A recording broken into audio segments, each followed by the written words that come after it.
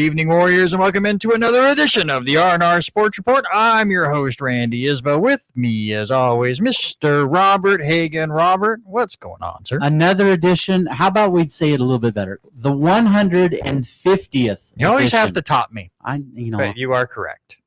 150 episodes, and we have yet to get kicked off the air.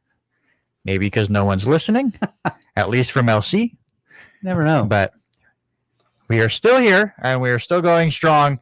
Thank you to everyone that has been following along off and on throughout the last 3+ years. Just crazy. Of the R&R Sports Report. And we've only missed a few weeks, period, over the 3 years. And some of them because of the NAI World Series, and some just because schedules get in the way. We always try to mix some stuff up. We have some guest hosts in there. We'll have one in a couple of weeks when you are busy doing your stuff. And Denny does bring it up about the passing of Brooks Robinson. We will get to that later on in the show. Hagan was trying to put it at the top of the show, and then I vetoed it. And then Denny's like, no, it's got to be at the top of the show. So the only man to win on a sports-related draft that is not here every week. No, Eric won. Oh, that's right. Yeah, Eric has a win as well, and he might get one in a couple of weeks if I can talk him into the show, and then he crushes my face. That's how it works. We bring in guests, and then everyone likes them more and more. Let's get into the show. We have a ton to talk about on today's show. It is the final week of the regular season for Major League Baseball. We'll look where everything stands right now, along with looking back to spring training when we did our fantastic predictions that were sure to be 100% correct. I got a couple right. But Major League Baseball has decided to be different than our predictions, and we will look at it and where we stand now with who we think are actually going to win the awards. Yep. We will look at the fantastic game, unless you like offense, of Ohio State and Notre Dame. There was a lot of drama involved in that game. The ending was wild, and then the interview right after the game was even more wild than the actual game itself. And that was one of our games we picked differently. So to have that happen, it's kind of crazy. Speaking of liking offense, we'll talk about what the Miami Dolphins did against the Denver Broncos, along with our NFL and Major League Baseball weekly awards. We'll pick our Thursday night game. Sports-related draft this week is based off of 2 sport athletes, whether it's college or professional. So we'll get into that at the top of the second hour. Obviously, we'll get into a lot of the local sports that are going on. We will discuss the NFL Power Rankings that we posted on our Facebook page at around noon today. And you're already catching gruff. I posted it at like 11:55 a.m. At 11:58 a.m., I already had a message from somebody who is part of our group. That's the thing that I do not let you guys see what the other people pick. I don't want any biases to be changed. I want it to be your picks. And somebody already wants another person called out.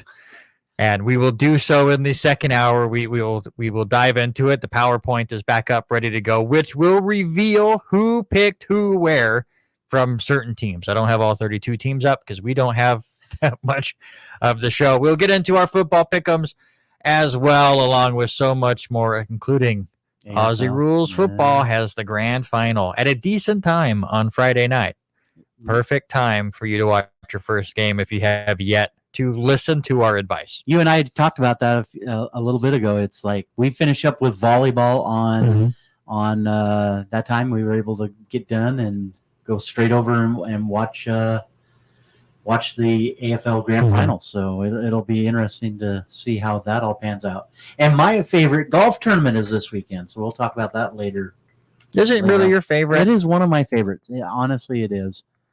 Next to all of the other ones. Unless you ask Eric, then it's PGA against Liv. Right. All right, let's get into it with Monday Night Football. It was the second of 2 Mondays where we had 2 games to watch. Worked better for me this week as the internet got connected to my house last week. So I was actually able to watch ABC on one TV and ESPN on the other. I was able to watch both. Very quickly, it turned into just watching Cincinnati and the Rams because Philadelphia was kind of taking it to Tampa Bay. And again, that's why I love this doubleheader format.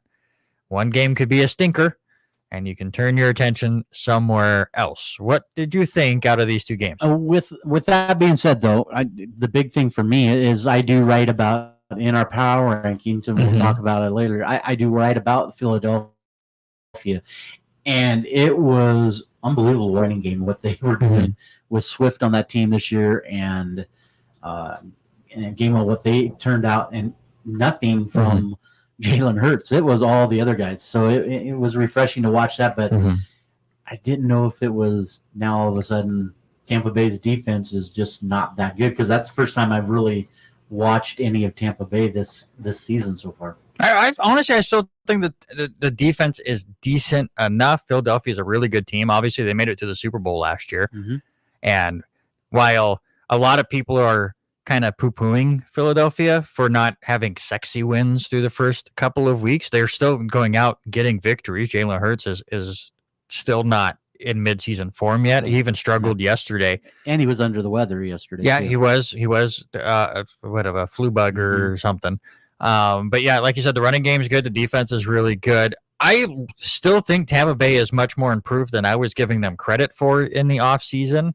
I thought New Orleans was going to run away with this division, and really Tampa Bay is going to be right there. And Atlanta, if they can figure out their quarterback situation, is there too. I think the big thing that needs to happen with Tampa Bay, and maybe this is just a little growing pains with it, but I think the relationship between Baker and Godwin and Evans will get better. We do know it'll get better. Yeah. I think it, like you said, it takes a little bit of time, and now their first full season with Baker being there. Yeah, and they are now 2-1. Our Tampa Bay. Philadelphia remains undefeated. We'll talk about more as the show goes on. You look at the other Monday Night Football game, and it was a more competitive one, though, possibly because neither offense was really going. Joe Burrow toughs it out. He's still going through his calf injury. We're getting static from Robert. It really is. There's a weird signal. I'm not trying to butt in every time, but for whatever reason, we're still waiting on the new soundboard. The soundboard we have to our left is junk. Absolute junk. It only works on 2 microphones, and maybe it's getting ready to be only one, because maybe yours is going out.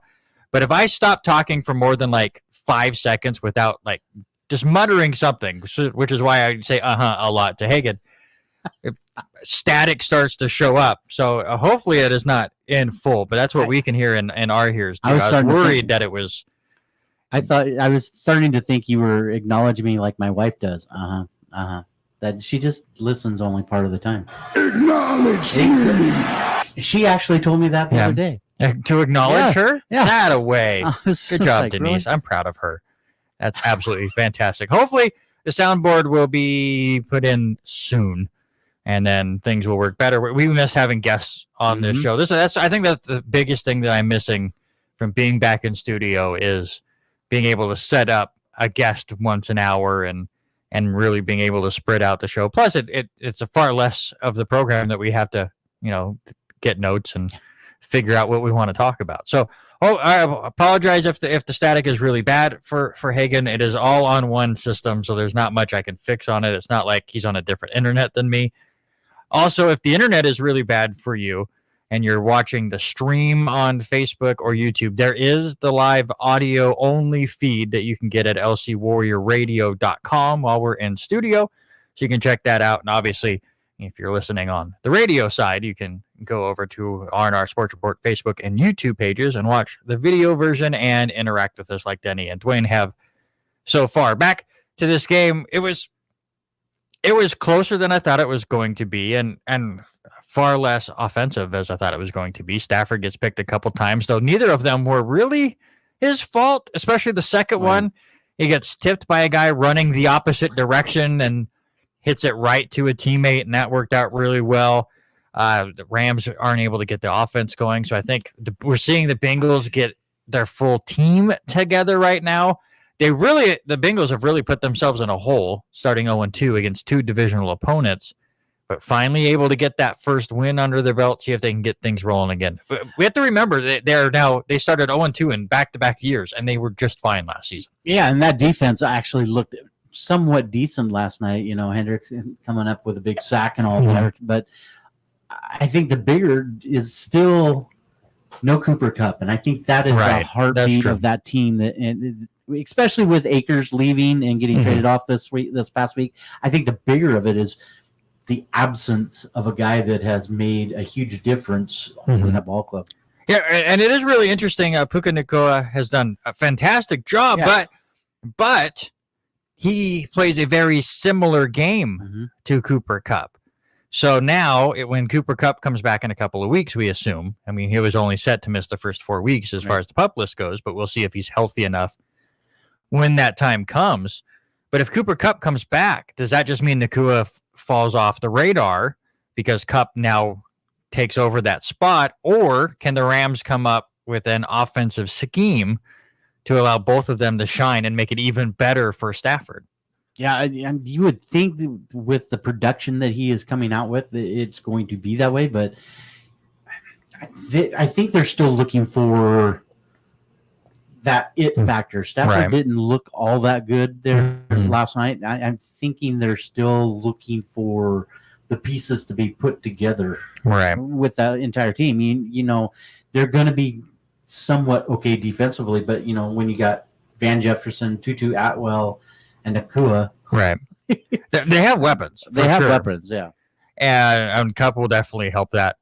But I'm curious what it will do to Puka. He's been fantastic through the first 2 games. According to ESPN, 11 days ago, Sean McVay says that Cooper Cup will be ready to play Week 5 against Philadelphia. Perfect. So I had mentioned that I absolutely love this doubleheader. It's not really doubleheader. More seems like it's one then the other. I like that it's one, and then an hour later the next game starts. It seems to work out pretty well that the halftime of the second game is about fourth quarter time for your first game, so then you can focus on that. And then they have them spaced out in a pretty nice way for these 2 games. Zach Swan, who also does the power rankings for us on our Facebook page, messaged me during the Monday night game saying he's so glad that this was the final week for this. So maybe I'm in the minority here. I know you kind of agree with me here, but now look at next Monday. Just one game, and it's the Seahawks and the Giants. The Giants, if they play like they have been playing in these last couple of weeks, if you take away the 2 good quarters they had against Arizona, that could be one ugly game. And we are stuck with it. It is in the MetLife Stadium. Meadowlands was like 30 years ago, sir. But so it could be really, really, really bad, but we're stuck with just that one game. It's good for like Monday Night Raw, where they are now up against 2 football games, but it could get bad. Yeah, it'll be interesting, but I'm still coin flipping, and whether or not maybe we start putting in or looking at flexible schedule a little bit, but that would really put a kink in things early in the season. I still think it's really tough to do a flex schedule for Monday Night Football because it is a week, or it's a different day of the week. There's Denny again with more Bricks talk. We will get to baseball here in just a couple minutes, sir. We do a good job of splitting time between sports. Calm down. Just because your team is good, they're really good. They are very, very good. Very good this year. So real quick, looking through more of the Monday Night Football schedule. Now that we are going 1-on-1. Actually, real quick, I want to get your thoughts on this before we get into Major League Baseball talk. London games are back. The Ravens are there on the 15th. Which, again, I absolutely love when I'm not working super late and it's just a longer day of football. But it's Falcons-Jaguars on Sunday, so 6:30 a.m. our time.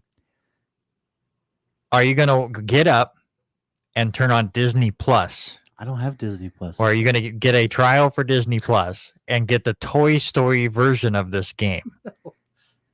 I am so curious to see how this works. I don't know. I said the same thing with Nickelodeon, what they brought out and now you see people in the stadiums wearing slime helmets in stadiums now. See, John's on board.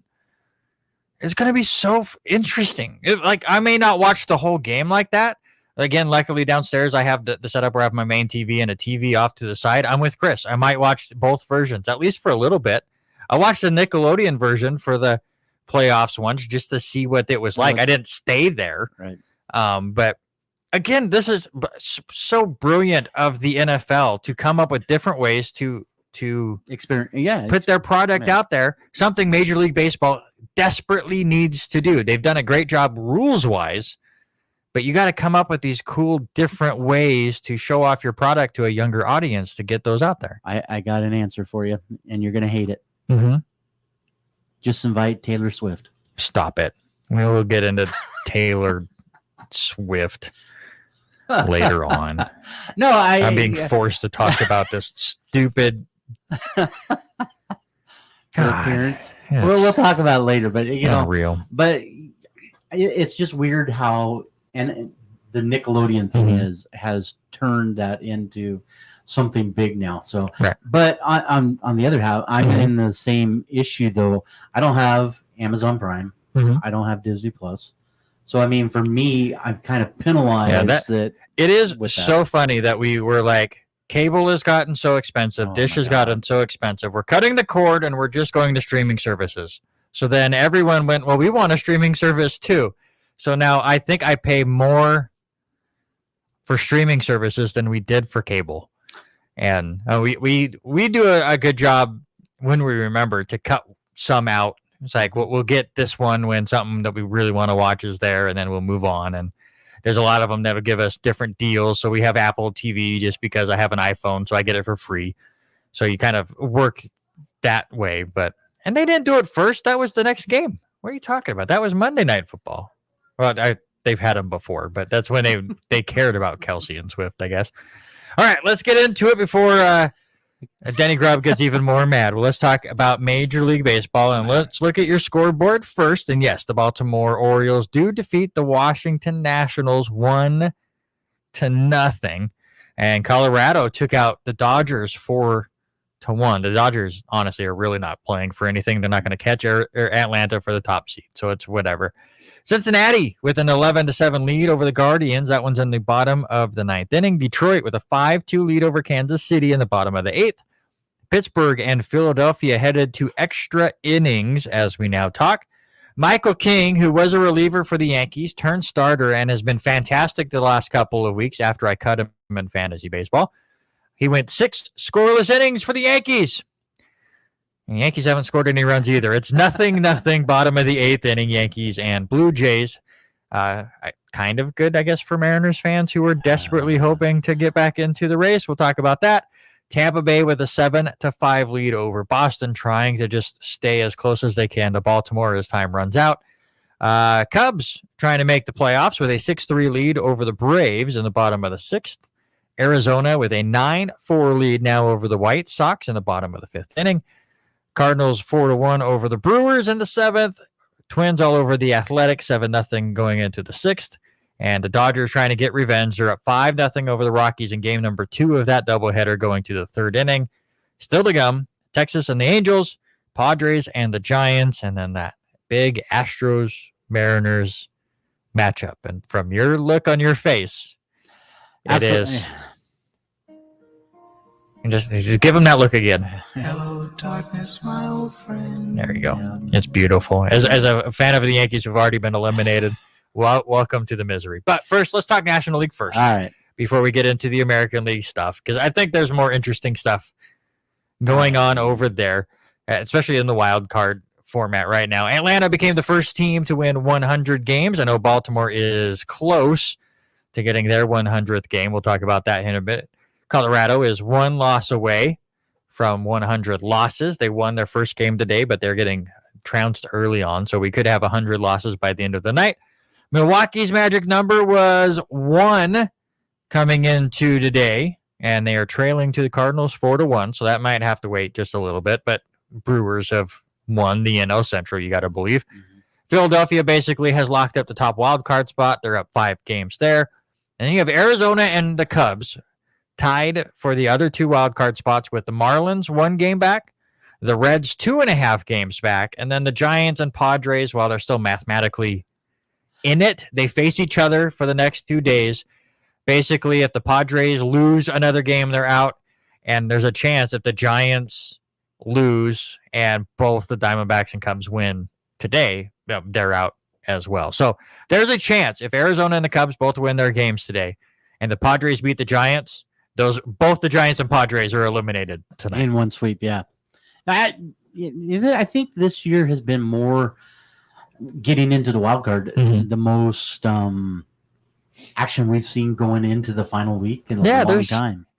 I still remember a year before they expanded to the extra wild card spots where when ESPN cared, they had that multicast going on. I remember Tampa Bay versus the Yankees was one, and I forget who Boston was playing that day, but the Yankees were trying to lock up like home field or something. The Rays needed to win and get help to get into the wild card, and there was all sorts of a mess, and then Longoria hits this crazy walk-off home run to get the Rays into the playoffs, and that's what I'm hoping that we get to here in this final week of the regular season. Right now, Atlanta is the top seed. The Dodgers would also get a bye as they are the 2 seed. And your current matchups right now, tell me just on a excitement level from 1 to 10. Milwaukee and the Cubs. 3-game set. What do you got? I like this one. As much as Chicago has played well in the end, I think this is one that goes to the. I would think you go to the. It's not the question I asked think you. Go to the Cubs. I'm not asking you predictions. Excitement level 1 to 10. Wow. You are not. Just because I'm saying like Denise doesn't mean you need to ignore me like you ignore Denise. Excitement level for that possible matchup. Scale from 1 to 10. Milwaukee and the Cubs. I think probably 7. Yeah. And how about Philadelphia and Arizona? I'm going to say a 6. I'm kind of lower on that. Corbin Carroll's really fun to watch. Yeah. Zach Gallen's pretty good. Philadelphia, once again, turning things up late in the season. But yeah, I'm not super excited. I'd say like a 4 in that one. Move on to the American League, the only division winner so far. So it's Minnesota Twins. Because why not? Why not? Why? We haven't talked about the AL Central in how many months? Because we don't care. Baltimore has a 2.5 game lead over Tampa Bay. Texas with a 2.5 game lead over Houston. That was coming into today. Tampa Bay now, Baltimore. That's the word I was looking for now with a 3-game lead as they've already got their win today. So Baltimore's magic number down to 3. Texas magic number is at 4. Seattle, we talked for the last couple of weeks, had this murderer's row to end the year where it was in their hands. 7 games with Texas, 3 games with Houston. They're through 4 of those games. They've lost all 4. And because of that, they're a game and a half behind Houston. They still can get back into it. A win tonight, and they're only a half game out. They win these next 2 games with them, and there you go. You're right back into the wild card spot. But a long ways to go. Baltimore now 2 wins away from 100 wins this year. I do believe that they are going to get there. Tampa Bay, a bit more work to do. They're 5 wins away. They are still winning right now, 7-6. Oakland, who is getting crushed today, still needs 2 more wins to get to 50, which is just embarrassing. And I said, a month ago, that the Chicago White Sox were going to get to 100 losses, and they had to go on like a 4-15 stretch or somewhere crazy like that. Well, they have won 2 straight, which makes it tough, but they are only 4 losses away from that 100 loss mark. To make me look kind of smart, they still have 3 with Arizona and 3 with San Diego. I still like my chances with Arizona winning today. I think so. I think so. I mean, I think Arizona gets 2, and San Diego, they've got. We're on the talent. They don't care. They got nothing to play for. Let's just go out and swing the bat and hope something goes over the wall. Yeah, it's impossible to predict this final week of non-playoff teams because they're just going to throw whatever out there and try to survive. So we will see what happens there. Current playoff placement right now: Baltimore is your 1 seed. Texas would be the 2nd seed. And again, scale of 1 to 10, excitement level: Minnesota and Houston. If it's over 3, you're lying. 0. I mean, that one's going to be done quickly. It's going to be done in 2 games. Yeah. Houston on the road is going to win 2 games because Minnesota has a long history of completely imploding in playoffs, and Houston is super playoff ready. I just don't think anybody's excited to watch the Twinkies go down. No, which is why if Seattle can win these next 2 games and get into that 6th seed, you want to be the 6th seed. Mm-hmm. I bet Toronto's trying to find out mathematically how they could get to the 6th seed without dropping out of the playoffs. I bet they're praying that Houston sweeps Seattle and creates a gap there, so then they can just take their foot off the gas and go, all right, Houston, you can pass us too. Because would you rather be the 6th seed playing Minnesota or the 5th seed playing Tampa Bay? I'd rather be the 6th seed. No contest. I mean, period. Yeah. But speaking of that, Tampa Bay and Toronto right now would be your other playoff matchup. I said 0 for Minnesota, Houston. This is a 9. Yeah, I was just say 8 or 9. I'm definitely sad that it would only be a best of 3 series for that one. I've always liked either staying best of 5 or best of 7 with all of them. You're either getting 1 game here or you're getting best of 3. You can't expand this with 2 teams not playing this round. You cannot have a baseball team sit out for a week and a half. It makes sense. So a couple of fun stats that I saw on MajorLeagueBaseball.com, MLB.com, I guess for short, if you want to really find it. I wonder if you put in MajorLeagueBaseball.com if it goes to the same thing. You would think so. You would think so. They had a really cool article out today about some of the crazy stats that are going on right now. Remember how we were talking about stolen bases and how they were going to change with the pitch clock and the amount of times you could throw over and the little inch larger baseball or base bags? Well, that is definitely the case. 49 players have at least 20 stolen bases this year. There were only 24 last season. It's nuts. It's nuts to see what that they've done. That it just brings back the running game. I mean, it's put the game in motion. Make you play small ball. I mean, as much as we like watching chicks digging the long ball, but it's about it's about stats. We've hit Danny's sweet spot. By the way, Austin Wells with a 2-run home run. The rookie catcher for the Yankees. It's 2-0 New York. See, I told you Toronto was trying to get to the 6th seed. But yeah, Chas McCormick is 1 stolen base away from being the 50th player, and that's only because of another stat. 17 players so far. 17 different Major League Baseball players have had a 2020 season. The record was 19 in 1999, and we have a couple players that could still possibly get there in the final week. As I said, Chas McCormick, 1 stolen base away from a 2020 season. Josh Lowe and Christian Yelich, both just 1 home run away from a 2020 season. And then there's a couple others that need a little bit extra work to do. But do you think that this year can at least tie 1999? Man, it's going to be close. I think it's going to be. It's already close. It's literally a stolen base and a home run away. I think it can happen. I think it does. I just looked here a second ago just to bring up a stolen base, just to see the difference. Your leaders at 65, then you got 48 and 36. It's just crazy to see with these guys and how much they're moving. And just in the top 6 is 30. So you got 30 guys in 6 guys in the Acuna top. has 68 stolen bases though, right? Not 65. I might have.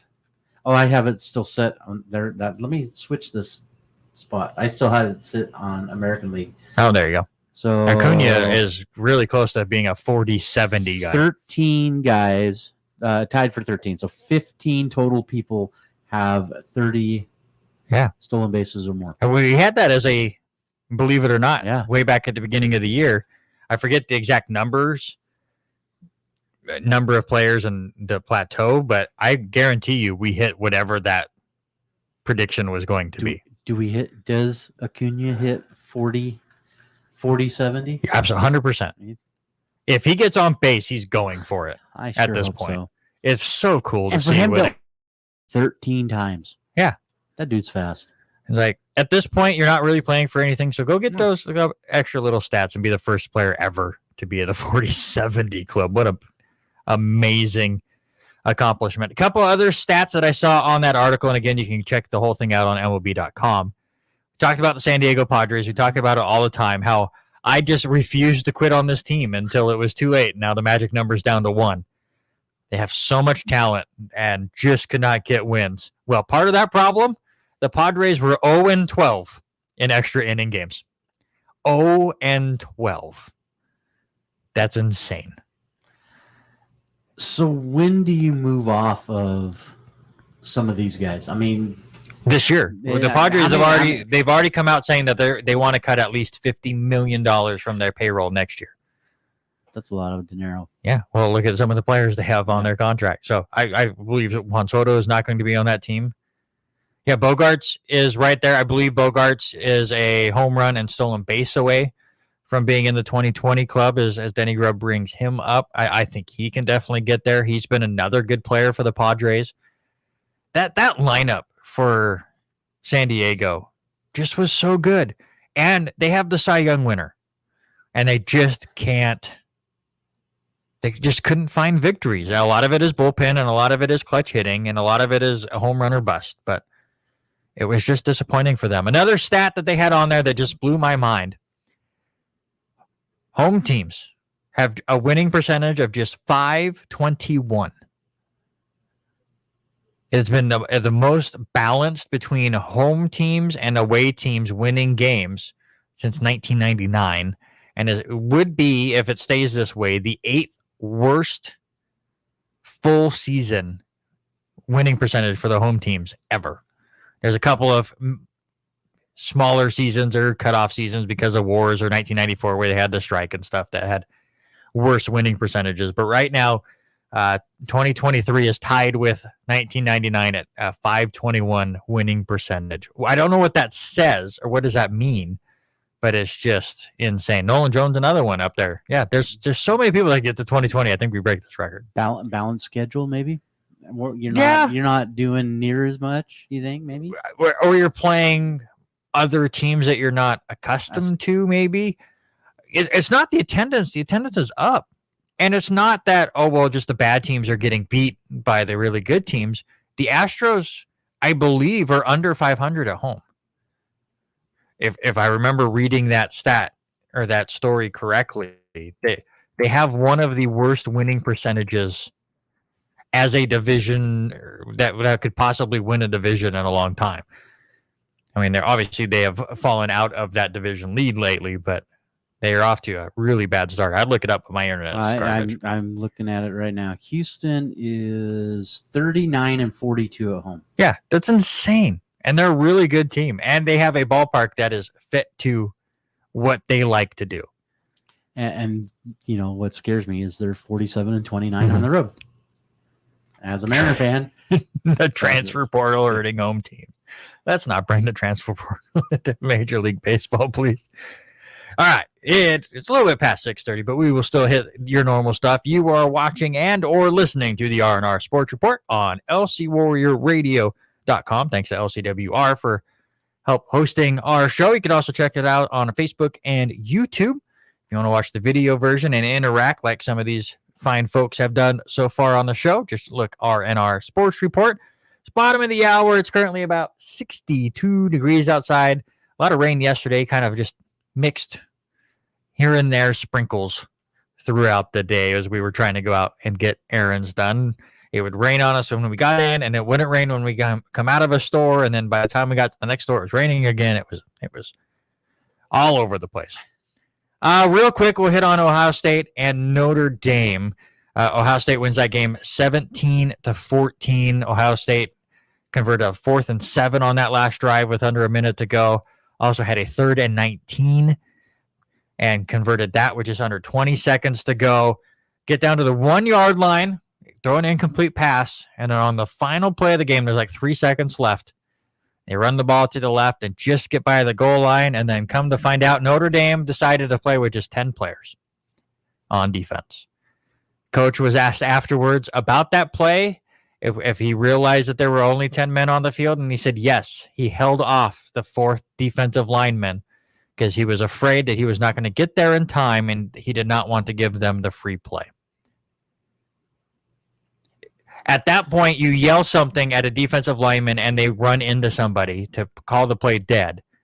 They move 8 inches closer to the goal line, and then you get a defender out there. Go watch the play. There's a small gap on the defensive line where that defensive lineman was supposed to be, and Ohio State ran right to that gap. That makes absolutely no sense. Why are you running a guy that far off, even if you had a play down there? I don't know. I don't know. That many seconds left. You keep your. I don't know. It was a headache, and I can't understand it. But after the game was the bigger story, as Ryan Day, as Denny kind of alludes to, went on a little bit of a rant on Lou Holtz. I don't know if you've watched this yet. I have not. You need to. So Lou Holtz was on the Pat McAfee show, and I've watched bits and pieces of this segment. They have a guy on Pat McAfee who does a fantastic Lou Holtz impression. I don't really watch the Pat McAfee show that often. I would much rather watch Rich Eisen. But this side guy for Pat McAfee does a great Lou Holtz impression. And now that they're on ESPN and they can travel with College Game Day, because McAfee is part of that too, and they take over the set on Friday, they did this awesome thing where this guy on Pat McAfee dressed up as Lou Holtz, put the old man mask on and everything, and interviewed Lou Holtz and did the impression back and forth. And it was hilarious to me watching this clip. Well, Lou Holtz, of course, is in front of Notre Dame, in front of a bunch of Notre Dame fans. So he's going to be very Homerish. Right. He is not in his broadcaster role or what he used to do on College Game Day and all that.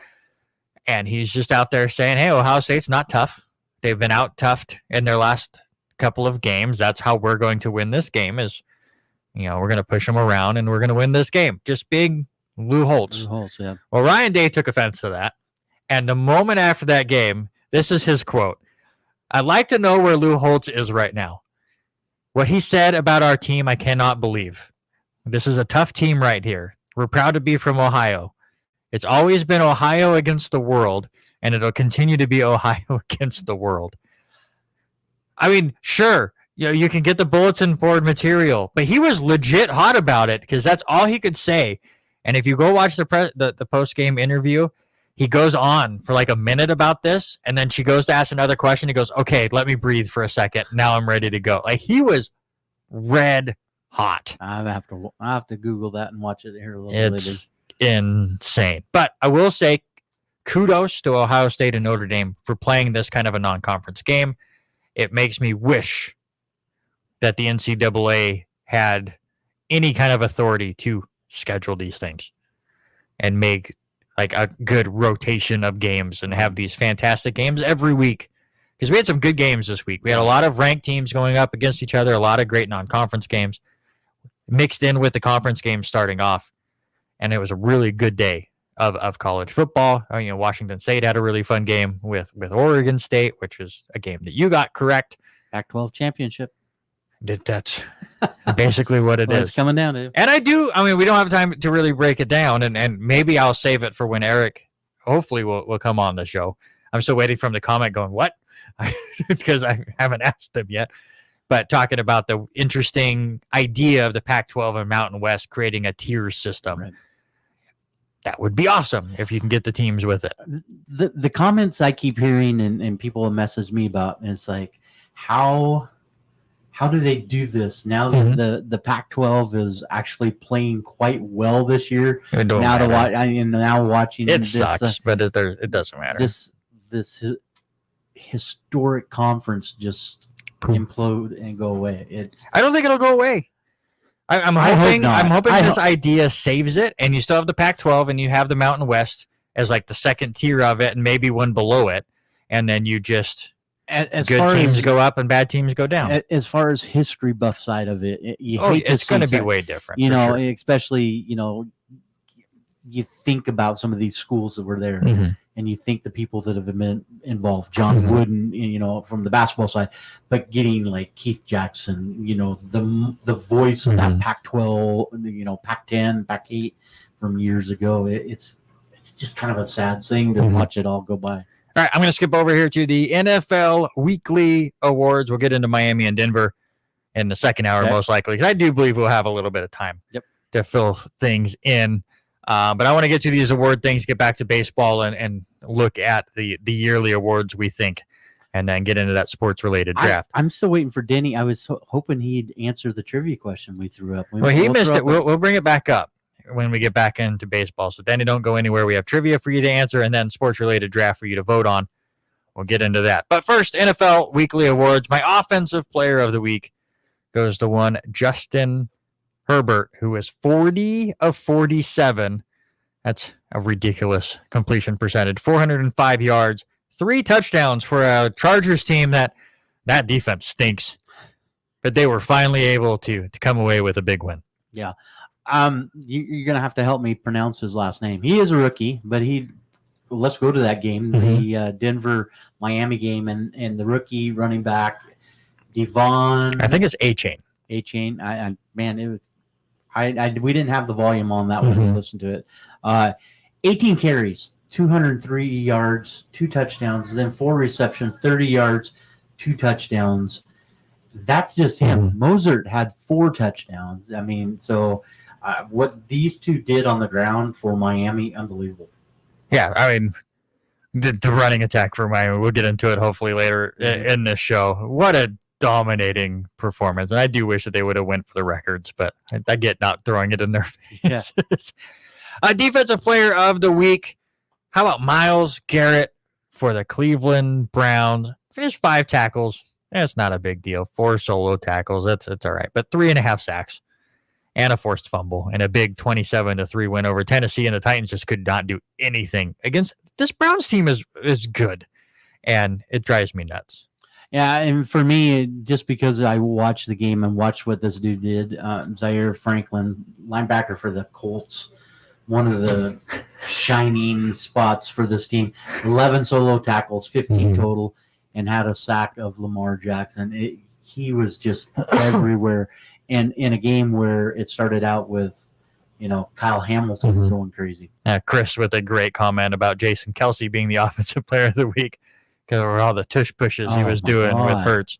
They love that play, and I am still shocked that the rest of the NFL has not adopted it. Did you? So you I know you went over to the other game and we talked about it, but I watched him at one point before, as the wife and I were sitting down for dinner. You see Jason Kelsey come off the field, and he is just gassed. But I mean, he's in charge of so much stuff. That dude is a huge athlete and unbelievable athlete. And very, very funny. Oh, hilarious. If you haven't watched their show, it's crazy. And Denny asked, what were the Ravens thinking at the end of the game where they kicked the field goal down by 8, even though they were inside the 10?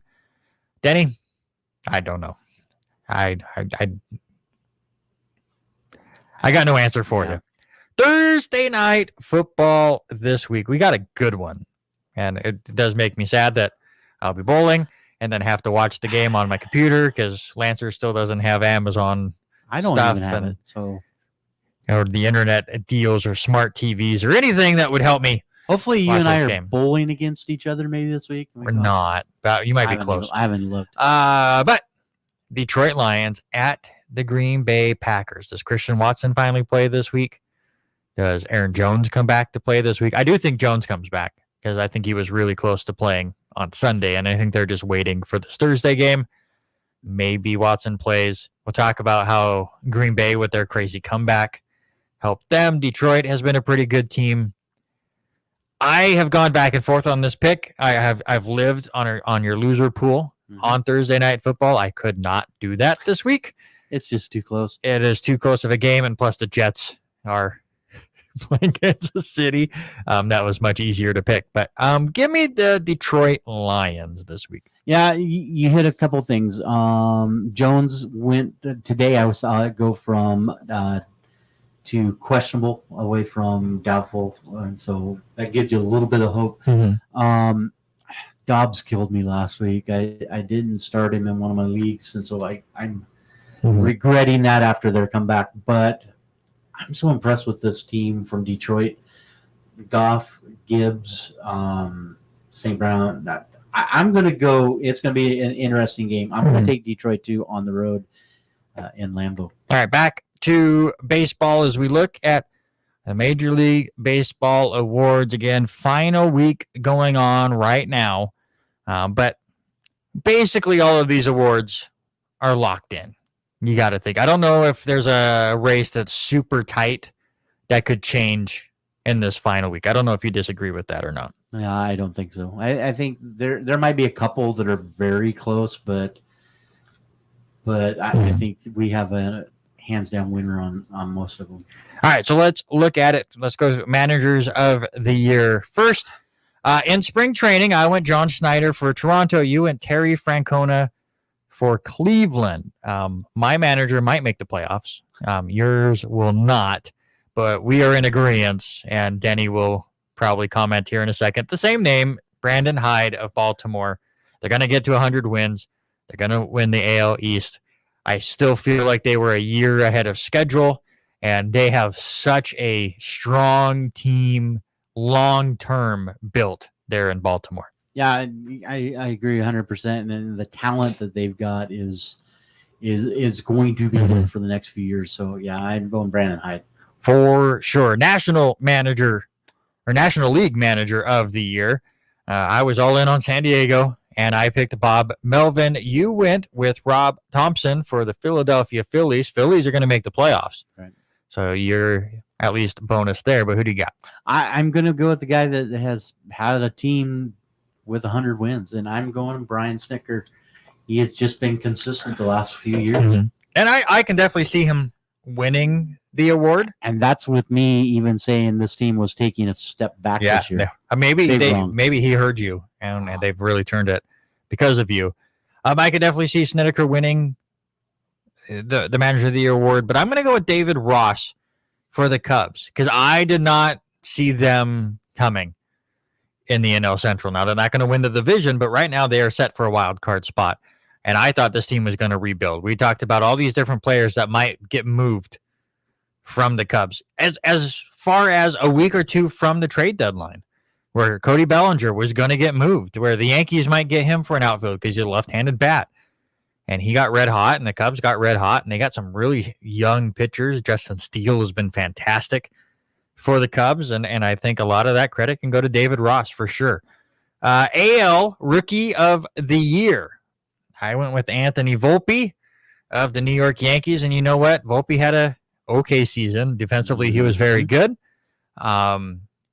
He had, I believe, a 2020 season. Yeah, he had a 20. He's the first Yankee rookie ever to have a 2020 year. So he had a very good year.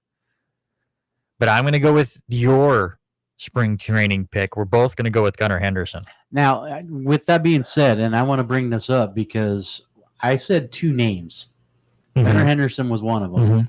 And he has been unbelievable what he has done with this team.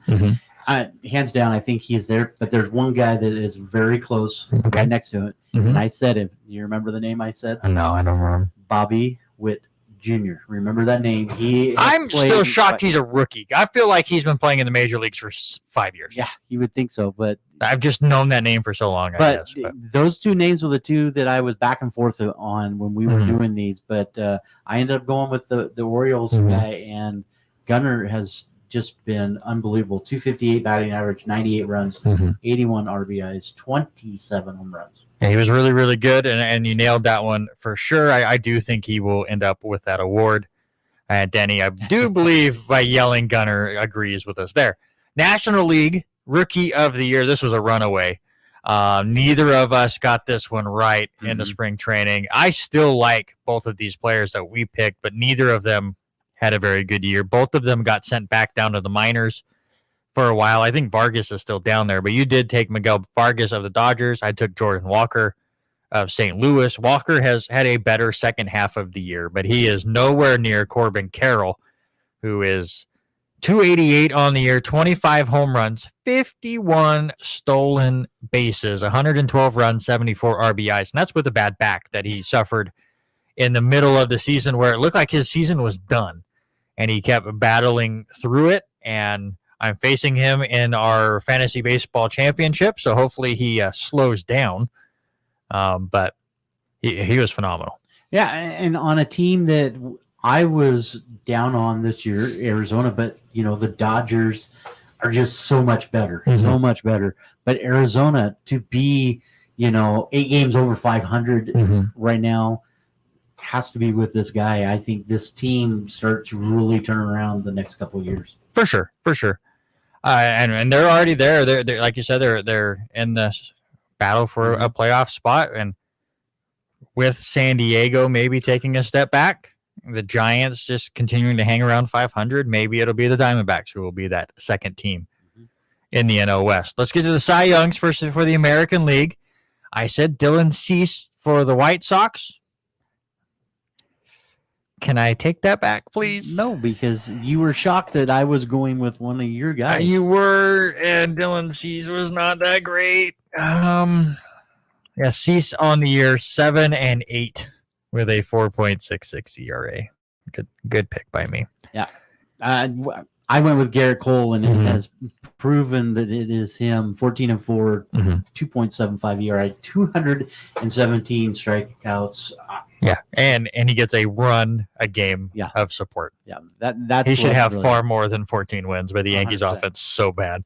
Cole has been phenomenal, and I also will say Garrett Cole will be your AL Cy Young. NL Cy Young is actually the first time you and I have differed on a player award, and I would like to get your thoughts on it. But first off, in spring training, I went with Spencer Strider for the Atlanta Braves. You went with Justin Verlander of the New York Mets, who's no longer even in the National League. Not even a Met. But you have flipped, and you were going Spencer Strider. Looking at what this guy's done, 19-5, 274 strikeouts. He's been impressive while only giving up 22 home runs. Denny says AL Manager of the Year goes to Twins. Rocco Baldelli took a mediocre team and kept it mediocre. Well played. To win the Central. Yes. But yeah, Strider's had a good year on a very, very good team. But Blake Snell over the last 3 months has been insane. Overall, he's 14-9, but a 2.25. I'll say that again.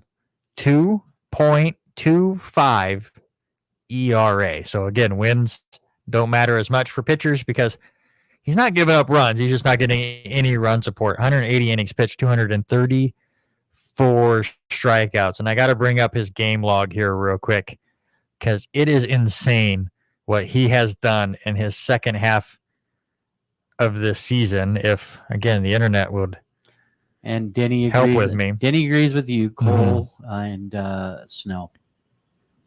Get to the right stuff here. Go all the way back to May 25th. Here are his earned runs he's given up in every start. Ready? All right. 1, 0, 0, 1, 0, 0. Are you seeing a trend here? I am. 2. You're giving me binary codes. Yep. There's a 2 in there, so it just broke the code, and now the computer's broken. In July, he had 4 starts with 0, 2 starts with 1. Struggled in August by giving up 3 runs, 2 runs, 2 runs, and 3 runs before going 0, 0, 2, 0, 0, 0. 3 straight starts, he's yet to give up a run. In those 3 starts, he gave up 5 hits. September 19th, he was pulled after 7 innings on a no-hitter where he struck out 10. Blake Snell's your Cy Young. It's not even close. And I know you want to go with, and it's the same with Cole. They're not even going to make the playoffs. Mm-hmm. It's not because of him, and he should have had a lot more wins than he did. But again, 0 run support. Now it gets to the interesting one, and the AL most valuable player. And Danny brings up a really good name with Corey Seager, with what he has done. And I do think he is the only person that is close to passing Shohei Ohtani, who you and I both picked in spring training, and that's who I'm sticking with now. His betting odds in Vegas are like minus 20,000, where you have to bet $20,000 to win $100. Like he is a lock of a lock of a lock in Vegas. 304 batting average, 102 runs, 95 RBIs, 44 home runs, 20 stolen bases. Oh yeah, he also went 10-5 with a 3.14 ERA and 167 strikeouts before his body just gave out because you know what? He is it for the Angels, especially when Trout went down. I felt so bad for Ohtani that he was stuck on that franchise and he won't be there after this year. He gets Tommy John surgery, so he's only going to be a bat next year. Right. And then he will pitch in 2 years' time. We'll see what that does with his contract. But I don't care that he missed the last month and a half. I don't care that he was not on a contender. The dude was absolutely insane. The only person that I think if they could have somehow went on a run could have caught up to him, and this is a little homerish, go look what Aaron Judge has done, missing 60 games. That's the only person that would have been close if he would have stayed healthy. 94 hits. I've got it up right now. Aaron Judge, 94 hits, 15 doubles, 35 home runs, 71 RBIs, 126 strikeouts. And he missed 50 games. Right. So with that being said, and the only thing I'm going to doubt Denny Grubb on is that same thing. Corey Seager only played 114 games. Yeah. And with that. So I'm leading a little homerish, and I know he's not going to win it, but I'm going to throw these numbers out here because he has stepped up the game as quite well. And that's Julio. 149 games tonight. Julio Jones? Julio Rodriguez. Yeah. Going homerish. Let me get through my numbers. Go for it. He has 179 hits. Okay. Which is 60 plus more than Shohei in only 14 games more. He also has 37 doubles compared to Shohei's 26. Okay. He has 31 home runs. Yes, just a few less. A few less. Only 13 less. And more at bat. Here's the thing. He also has more RBIs than Shohei. He has 101 RBIs. In more games, sure. In that many games. So, I mean, the batting average is down a little bit compared to the others, but he's still putting up numbers that I think he's good. He was fine, especially when you look at his first 2 months and how garbage they were. He did a good job of turning things around. It was not enough for the Mariners to make the playoffs, most likely. I think he gets votes, but I don't think Shohei gets. Shohei was going to be a unanimous MVP until he got hurt, and now I think Seager gets a couple votes. But I don't. Rodriguez will be on ballots, but he won't get any first place votes. I think he gets at least one or two. National League MVP. I went Juan Soto in the spring training. Again, going all in on the Padres. Soto just hit a home run, so that helps my fantasy team. Mookie Betts was your pick in spring training. He has had a fantastic year. And I think most years what Mookie Betts did would win him the MVP. This year, he's fourth. Easy fourth. Well, no, second. No, it's Freddie Freeman I'm thinking of. It should be Ronald Acuna Jr. is first. Freddie Freeman is second. Matt Olson is third. Mookie Betts is fourth. Yeah, if you look at home run numbers, I don't care about home run numbers. I'm talking about MVP. Yeah, but I think Freddie Freeman was the other one that was doing some really good stuff and was trying to stay up there with Acuna Jr. Mookie Betts also. What about Kyle Schwarber? He has like a 204 batting average. Yeah. Stop it. He has been a good bat at times, but he's not MVP, especially when Acuna Jr. 336 batting average, 143 runs, 101 RBIs. Oh yeah, 40 home runs, 68 stolen bases. He is running away literally with the MVP. Freddie Freeman, 331. 22 stolen bases for Freddie Freeman. Oh, by the way, Acuna Jr. home run. Yeah. Had a home run today. So 41 home runs for Acuna Jr. Has he had a stolen base yet? No, he has no stolen base at the moment. And he is just 1 for 4. But again, the Braves at this point not playing for anything. Real quick, let's get through our MLB Weekly Awards right here at the end of this first hour. We want to get into our sports-related draft. So stand-up batter for me, I'll go homer. Aaron Judge, 7-16 in 5 games, 3 home runs, 3 doubles, 8 RBI. I'm going with the Phillies. Nick Castellanos, 6 games, 8 for 21, 4 home runs, 10 RBIs. Again, I will go homer because I have nothing else to root for in my life. Standout pitcher for me, Michael King of the New York Yankees. We talked about him earlier. 7 innings pitched, 5 hits, just gave up the 1 run, struck out 13 batters, and lost the game. Yeah, I'm going to go with a Cubby. Give me Javier Assad, 2 games, 2-0. One of those with a start, 9 innings pitched, gives up 1 earned run on a home run, 14 Ks. And King started today, 6 innings pitched, 5 strikeouts, did not give up a run, did not get a decision. It's just Yankees offense is so bad. Power rankings, I kept everything the same except for the 5th spot. I went Braves, Dodgers. I put Baltimore Ravens on my notes. I got multiple sports on the brain. The Baltimore Orioles are 3rd. Tampa Bay is 4. And since Texas passed Houston, I will put Texas 5th. I'm keeping my top 4: Braves, Dodgers, Orioles, Rays, but I am moving one team up. They had a hotter week. Give me the Milwaukee Brewers. They could be fun in the playoffs. We will see how that goes. Top of the hour now. You are listening to the R&R Sports Report on lcwarriorradio.com. You can also watch us live on our Facebook and YouTube pages. Just search R&R Sports Report. I want to throw up the trivia question for Denny really quick. There you go, Denny. Here's your trivia question. Who is the only player in history to hit a walk-off inside the park grand slam home run? Let us know in the comments below. Again, if you're listening on the radio app, you can definitely go check that out while we wait to see if Denny will respond with an answer. Anyone else that's out there that's watching, feel free to throw a guess out there. I was completely wrong on mine. I have in mind a home run in what is the Giants Stadium park name? Everything changes all the time. I don't remember anymore.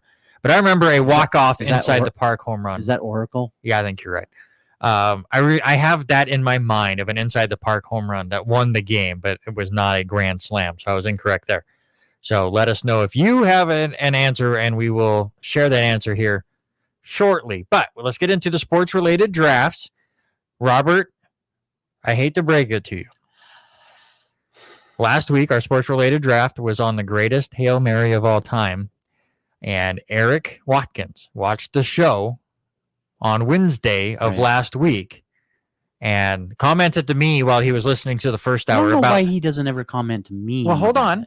He commented to me about something we talked about in the first hour. I asked him if he had watched the sports-related draft. He goes, no, I have a tutoring thing. I'll watch it later, and then I will comment my result.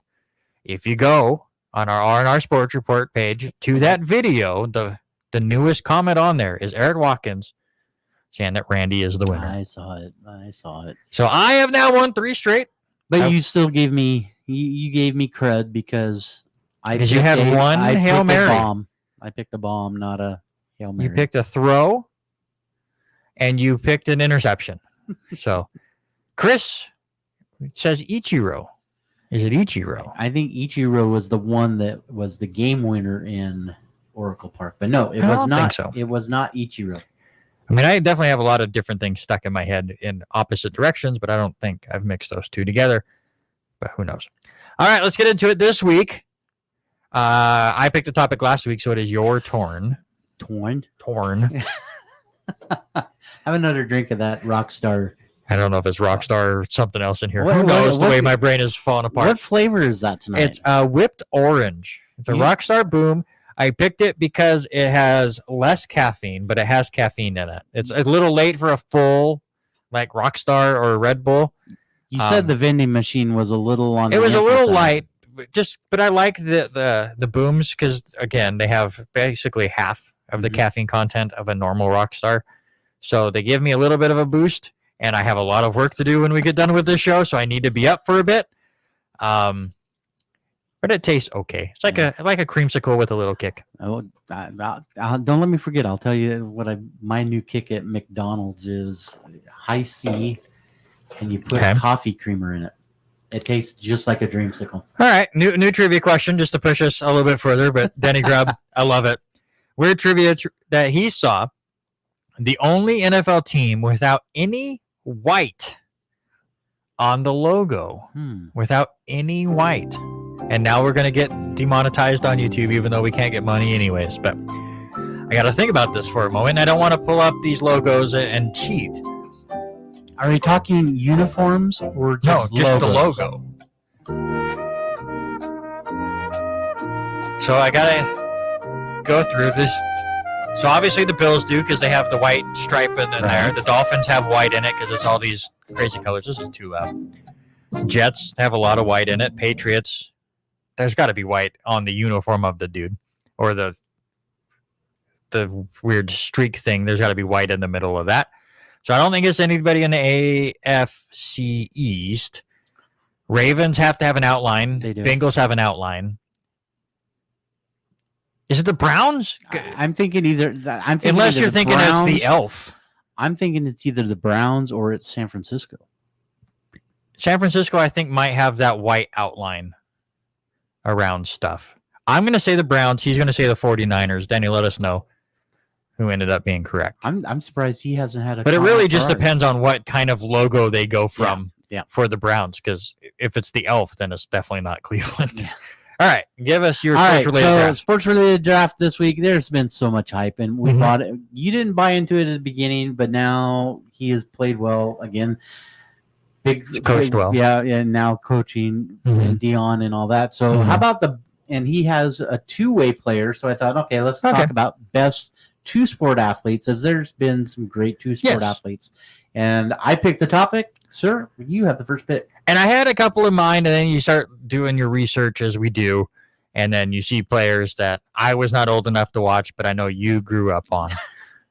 So I went with Jim Thorpe, who you're going to have to tell me some history about watching this guy, but not me. He is the only player that's on this list that won a gold medal, and do the whole Kurt Angle deal here with this gold medal. By the way, if you have Peacock, you're wrong already, because he's not the only one. Who else has a gold medal on here? My second round pick. Oh, the Shaun White doesn't count. Browns have a white stripe. Okay. So it's not the Browns. I forget about Shaun White and that they put all that stuff out of X Games and put him on summer games. So you're giving away my second pick. You're fine. You will survive. It's not like anybody was freaking out about it. Washington. Well, yeah, their new logo is just a W with the yellow and the brown. It used to have white with the Redskins, and now they don't. So there you go. Where was I at? Oh yeah. By the way, if you go on Peacock, if you have Peacock, yes, I do. Angle has a new documentary. I haven't watched it yet. Amazing. Denise and I talked By the about way, you don't have to be a wrestling fan, because literally this is a hour 45-minute documentary, and maybe the last 30 minutes are about his wrestling career, and that last 30 minutes, the last 15 minutes of it is his drug addiction and how he overcame that. Most of it is his amateur career and what his training for 3 years, getting ready for the Olympics, absolutely insane. And the stuff he went through, the amount of times he broke his neck, all that stuff. It is such a good documentary, and I recommend it to anybody. I don't care if you like wrestling or not, because, again, most of it's not even about professional wrestling. But anyways, Jim Thorpe is my first pick, won the gold medal in the pentathlon and decathlon event in the 1912 Olympics, then went on to a 6-year Major League Baseball career, and decided at the age of 33, he's like, you know what, they're starting this new football organization, so why not? I'm going to help them out. And that ended up being the National Football League. He was a tailback and head coach for the newly formed Canton Bulldogs. Oh, it's so important. Canton is the home of the Hall of Fame because of Jim Thorpe, who was part of the inaugural class for the National Football League Hall of Fame. Everywhere I look, he was first on all these different lists because of how ridiculous of an athlete he obviously was, and he was fantastic in all of these sports, and an Olympic gold medalist on top of it. So Jim Thorpe, first pick. Yeah, he's a stud, so I think that's a great pick. I'm going to go with the guy that's had so much hype over the last few weeks, but I'm going to go with primetime. I'm going with Deion Sanders, 2-time Super Bowl champ, one with the 94 Niners, 96 Cowboys. That was the last time. I think the last time the Cowboys won, right? We'll have to break out the VHS tape and See if we can watch it. Mhm. 14-year career with in the NFL, Mhm. and 9 with him in Major League, playing simultaneously. Great, Mhm. great job in those 14 years. He played in 188 games in the NFL. Defensively, 53 interceptions, 9 of which He was a very good Nine of NFL which- player. for a touchdown. In the Major League Baseball, yes, the numbers are down a little bit. A lot of it. 9 years there, 39 home runs, 308 runs, 168 RBIs, 186 stolen bases. So Yeah, he was fast. He was a good defender. He wasn't a very good hitter. He was just there. Like I told you this before the show, and I will say it here, and I'll put it on record. If Dion did not also play in the National Football League, no one would ever remember him. He was an average player. He wasn't even like that over the top with his personality in baseball. I mean, it was a little bit, but a lot of it was because he also played football, and then the cameras were in his face. If he was just a hot dogging outfielder, he'd be Kenny Lofton. I haven't heard that name. Yeah, and that's Dion and Kenny Lofton, same baseball player. I don't Have know. you seen the two in the same spot? You're considered, a great hitter if you can go 3 for 10, and he was basically, and he wasn't two even and a that. half, 2.5. 2.5 for 10, 263. All right, your second round pick. My sir. second pick is the one that everyone really remembers when you bring up this topic, and that's Bo Jackson. And he was going to be my first pick until I saw all the stuff with Jim Thorpe, and I absolutely had to. Only person to make an all-star team in 2 different sports, won the Heisman Trophy with Auburn, but we've seen this before, and we might see it in the draft this year. Did not like the team that was going to draft him. Buccaneers drafted him first overall in 1986, and Bo Jackson went, well, Bo knows the Buccaneers, and I'm going to go play baseball instead. So he went to the Royals, got drafted the next year by the Raiders, played both sports, not as much simultaneously. He stuck to baseball until that season was over, missed the first month of football, and then went and terrorized linebackers. But ended up playing both sports until he had that just brutal hip injury that cut his NFL career short in 1991. Played baseball until 1994. I will continue to say that if you could have avoided that really rough injury, he would be up on the greatest athletes of all time lists, like at the top, not just, oh yeah, he was really good for 4 years before everything imploded on him. He just dominated stuff. He took over the pop culture going on with all the football stuff and Tecmo Bowl and all the commercials, and Bo knows everything. It was a great commercial too in the late 80s, early 90s. So there you go. That is my second pick, Bo Jackson. I'm gonna go with a guy that, yes, I mean, you said it. I said his name a minute ago, and he was my second pick, and that's Shaun White. I mean, it's a clever pick. I'm not gonna poo-poo this pick because it is 2 different sports. It's kind of the same discipline, but as somebody that does not do it, I guarantee you skateboarding and skateboarding are 2 completely different things. And they even say, in a few of the articles that I read about him, it's one of the best longboard or board riding athletes to ever do it, next to Tony Hawk, next to, a lot of those other athletes now in the half pipe. But he's a 5-time Summer X Games skateboard medalist. He wins there. He has 18 Winter Game medals. He's also an Olympic snowboard champion in the half pipe. A lot of these things take a ton of talent. And he was an unbelievable athlete, even though there was a little bit of stuff happening there in the, 2008 when all of that stuff went down with him. So, but, to say you're an Olympic champion and win, gold in 06, 10, and in 18, over 3 different ones. So. Oh, yeah. It's absolutely fantastic. It's a good pick by you. My last pick went completely off the rails compared to where I wanted to go. I said who? I did too, to be fair. However, when you look at his career, Gene Conley, who? I don't know, played for both the Boston Braves and the Boston Celtics starting in 1952. He was a rookie in both of those sports, then decided to skip basketball for 5 years, just focus on baseball, where he was an all-star pitcher, he was an all-star pitcher in 3 of those seasons, and won the 1957 World Series with the then Milwaukee Braves. Then decided, all right, I've done everything I can do in baseball. I've won my World Series. Let me go back to basketball, where he then won 3 straight basketball championships with the Boston Celtics from 58, 59, and 60. So he's the only athlete ever to win rings in 2 different sports. So I had to put Gene Conley on there, even though I really wanted to go Mookie Betts because he's a great baseball player and a fantastic bowler. I really wanted to go Charlie Ward because he went out and won the Heisman and then was a really good player for the Knicks. I even threw one at you too. Yeah, Walter Ray was a really good pick as far as, bowling and horseshoes. But Gene Conley, you can't go wrong with somebody that won a championship in 2 sports. Yeah. My last one happened to be one, and I learned, and I told you before we went on air, I learned a lot about this one after I did some research in the in awe I am of this athlete now over reading the things about it. I'm going to go with the guy that broke the color barrier in baseball. I'm going Jackie Robinson. Yes, Jackie Robinson played 11 years in professional baseball, one of which was with the Negro League in Kansas City with the Monarchs. You need to be really careful with how you say that word. That was the name of the league. You mumbled it, and it almost came out different. That's all I'm saying.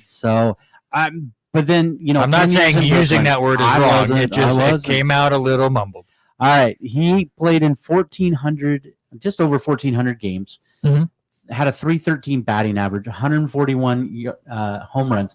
Never knew this. He did not break over 20 home runs in any of his scenes. But he had 286 doubles, 55 triples, 972 runs scored, 761 RBIs. 200 stolen bases. This is the one that shocked me. I didn't realize he'd only been caught 76 total times. You say that like it's not much. He has 200 stolen bases, and he got caught 76 times. That's a terrible stolen base percentage. 76 compared to 200? Yes. I mean, that's just crazy. Go back to what did Acuna do? He has 70 stolen bases, and he got caught 13 times? It's crazy what he's doing this year. That's what I'm saying. Like the saying only caught 76 times. It blows me away. Also, he was a Hall of Famer, Rookie of the Year in 1947. He was the MVP and batting title winner in 1949. Had the World Series in 55. Also All-Star. But then you look at his college. He was a 4-star athlete.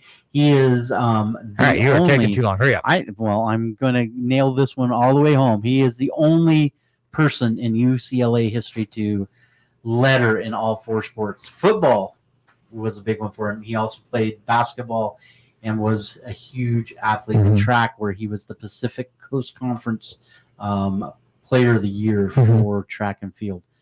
If he doesn't make and gets drafted and goes into the Army, he easily could be an Olympic champion too. Maybe, but he's not. So they hurt your pick. So let us know in the comments below. So Denny throws up one. Yeah, Chuck Connors was great. MLB and Rifleman. That's fantastic. Best 2-sport athletes. My team is Jim Thorpe, Bo Jackson, and Gene Conley. Guy that's won 2 rings. Name any of yours that have won 2 rings in 2 different sports. Dion didn't do it. Your 3, Deion Sanders, Shaun White, and Jackie Robinson. Let us know in the comments below who had the better sports-related draft this week. Denny, did you come up with an answer, sir?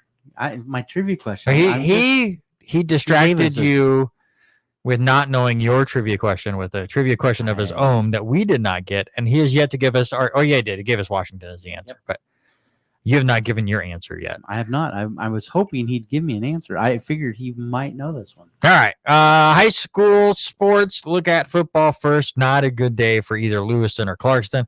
Sandpoint took care of Lewiston 41-22. West Valley took care of Clarkston 48-13. Rogers continues to impress. I told you last week I was on the edge of picking Rogers, but we know their history. Denny missed your question, so we'll get to it in 1 second again, Denny. Logos continues to go absolutely bonkers. They won 72-12. Potlatch took care of Troy 76-34. By the way, those two teams play each other this week. I wish I could go to that game, but we're a little busy on Friday.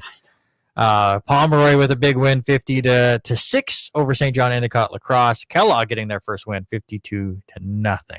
On the soccer field for the girls, the Lewiston Bengals defeated Pendleton on their senior night the other night, 6-0, and then played to a draw against Sandpoint on Saturday, 1-1. So tonight they played Moscow at 4:30, and then they've got a couple more games left in the regular season.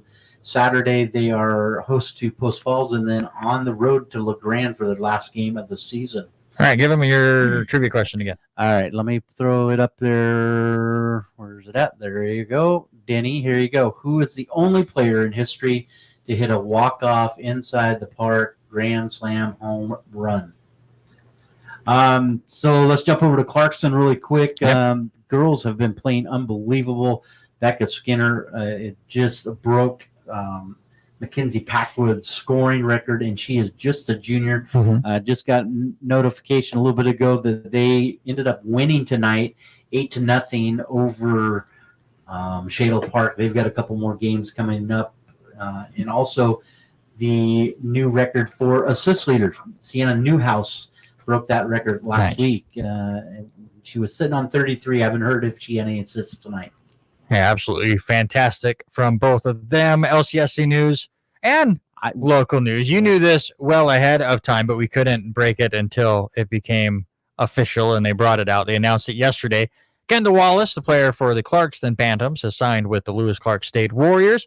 She will join the team next year for the 2024-25 season. Very cool. Again, we watched Ashlyn Wallace, and we called a lot of her games. You've called a lot of Kendall Wallace's games, so very good addition for LC. Cross country, got a couple events coming up this weekend. Some of them will go to Kentucky to go in the Louisville Classic. I read this and I was like, how's this working? Well, you have a lot of runners. Well, yeah. So you send some to one place, some to the other. Also, they will be taking part in Walla Walla for the Whitman Invitational. Golf just concluded the Corbin Invitational. You can check out my full write-up on lcwarrior.com, but both the men and the women finished in second, both behind the British Columbia team, both who won the national championship last year. I was super excited that LC only finished 2 strokes behind British Columbia, who's won back-to-back national championships. And then Alicia called me 15 minutes before the show saying that she just found out that British Columbia did not bring any of their A-team, and they still won. That's how good British Columbia is.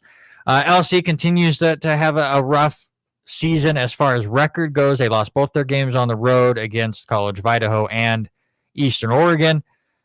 They get 2 or 3 games this week that I think they can win all 3. We'll see how it goes. They play tomorrow on the road at Walla Walla, and then they're finally back here at home Friday against Warner Pacific at 6 p.m. and Saturday against Multnomah at 5 p.m. You can catch both of those games right here on lcwarriorradio.com, or you can go to lcwarriors.com to watch the video version of it. I got the play-by-play on both of them. Or you can come and support and be here. It is Veterans and First Responders Night on Friday night, and then Saturday is elementary school day. So if you don't have any plans, come and visit and see us. And usually Addie will sneak in and watch a little bit of the Friday games anymore. She hasn't really made a Saturday one yet.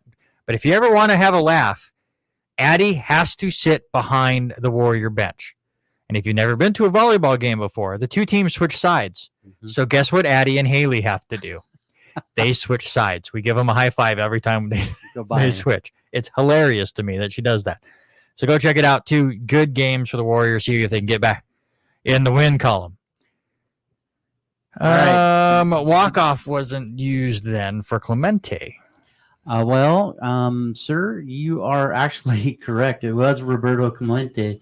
He had a grand slam hit. The word was not used. I guess they went with July 25th, 1956, off of Jim Brosnan, Cubs pitcher. So there you go. There you go. All right. Before we get into our NFL Power Rankings discussion, and we got some fun stuff to talk about because there's some stuff. I just messaged Harry because he wanted to call somebody out for Power Rankings. But since we're getting people in here, real quick, I'll go through our sports-related draft one more time because we have yet to get a vote. Best two sport athletes. I went with Jim Brown, who won a gold medal, played 6 years with Major League Baseball. Jim Thorpe, excuse me. I got to check this rock star to make sure other stuff's not in it. I'm losing my mind. Jim Thorpe won a gold medal in 1912, 6-year MLB career, helped kickstart National Football League, and is in the inaugural class for the NFL. Deion Sanders is what Robert picked. 2-time Super Bowl champ, 14 years in the NFL, 53 interceptions, also played 9 years for Major League Baseball. So that was our first round. Second round, I went Bo Jackson, who was a Heisman Trophy winner with Auburn, was absolutely fantastic for both the Royals and the Raiders. Bo knows everything, Tecmo Bowl, all that stuff, before his horrific hip injury cut his career short. Robert went with Shaun White with his second pick, 5-time Summer X Games skateboard vert medalist and 18 Winter X Games medals. Also an Olympic champion in the halfpipe 3 different times. And in the final round, I went with our very well-known Gene Conley, who played for the Boston Braves and Boston Celtics. He was a 3-time All-Star pitcher, won the 1995 World Series with the Braves, and then won 3 straight championships with the Celtics. So he won 4 championships in 4 years in 2 different sports. And then, of course, Robert went with Jackie Robinson. We all know about his career in baseball with the Brooklyn Dodgers and what he did there, but he was also a fantastic multi-sport athlete for UCLA. And there you go, where Denny has voted for me. So the voting is closed. And I win again. We'll see if anyone else can, of course, vote, except for Chris, because Chris just voted for Robert. So Chris has lost his voting rights, and it's very sad to hear. Thorpe, Jackson, Conley, Sanders, White, Robinson. 2-1 to Robert. What is this? Look at It's this. incorrect. It's just sad. It's a good thing Denny got in there first, and I got nope. So it looks like Robert at the moment will finally snap the 3-week winning streak for me. It's what I get for picking the unknown guy. Maybe I should have went with Mookie Betts. But all right, let's get into our power rankings and have some fun. We'll look at the top of the list first. I've had the time to work on some of the PowerPoint stuff, so I don't have all 32 teams updated, just the ones that I knew we were going to talk about. So if you're out there wanting to talk about other teams, I can look it up, but I don't have the PowerPoint set up for you. And we'll start with the Miami Dolphins, who, again, scored 70 points on Sunday. They moved up into our top 3, and I had them number 1. They were really close to being number 1 already. And then, I liked what the 49ers did on Thursday night against the Giants. But until I see somebody slow down this offense,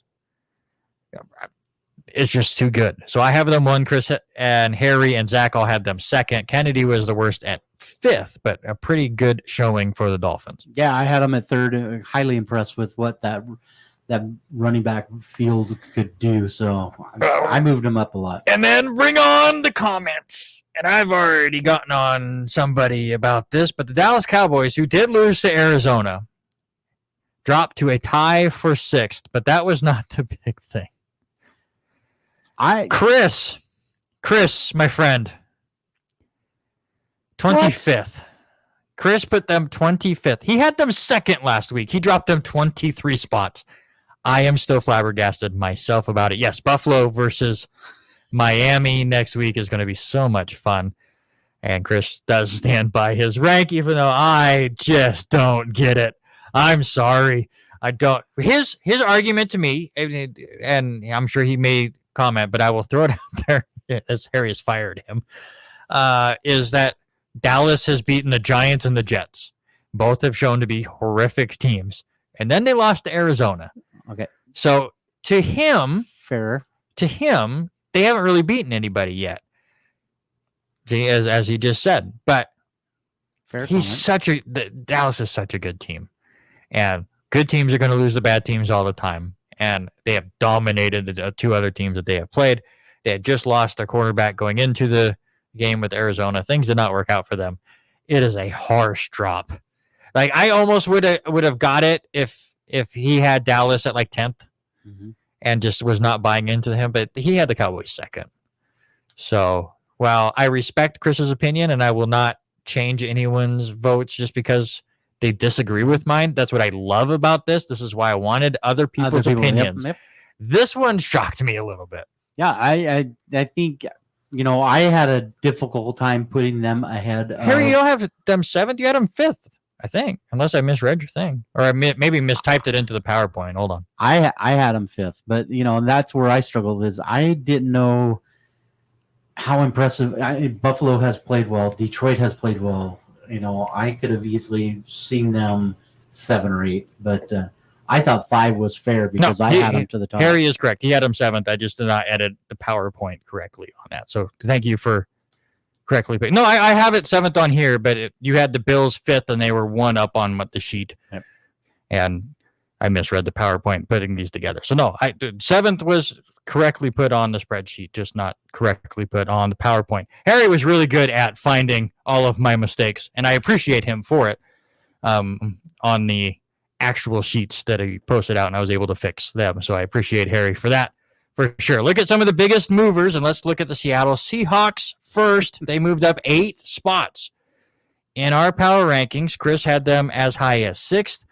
Eric up there at 18th. Zach at 16th. The rest of us kind of in the middle. Your thoughts here? Yeah, I had them in the middle. They've got to find something. I know Chris ended up writing. I had written something too, but it's just a huge... They've got to find something, change things up offensively in this with this team. They've played a couple of easier teams, and I think that's the big thing that was it. But it's still early. That's the thing. It is definitely still early. I like the running game. I like Kenneth Walker III. Gino, who slipped up a little bit at the beginning of the year, is starting to turn things around. I do still think they're the second best team in the division and a potential playoff team in the NFC. So I have no problem with where we have them. Yeah, right. But I said, and the big thing that I saw on this team, and you said his name was Kenneth Walker, but that's the bright spot. But the big thing with this team taking on Carolina was the penalties that they got in there, and it's a tough place to play. Right. Another team that has moved up in our power rankings. How about the Los Angeles Chargers? Got their first win of the season. It was close, but they got it. They moved up 6 spots. They are now 15th in our rankings. Kennedy actually has them in the top 10. She had them in 7th. You, Chris, and Sean, still not big believers, though. You have them 20th, Sean 21st, Chris 22nd. Why do you have them so low still? They've played one team, and they played them extremely tough, and it was close. That was against San Francisco, and that 30-23 win. Right.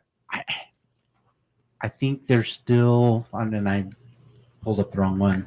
I think they're one big weapon away, but now they're missing a weapon. They've lost Mike Williams for the year, and that definitely hurts them.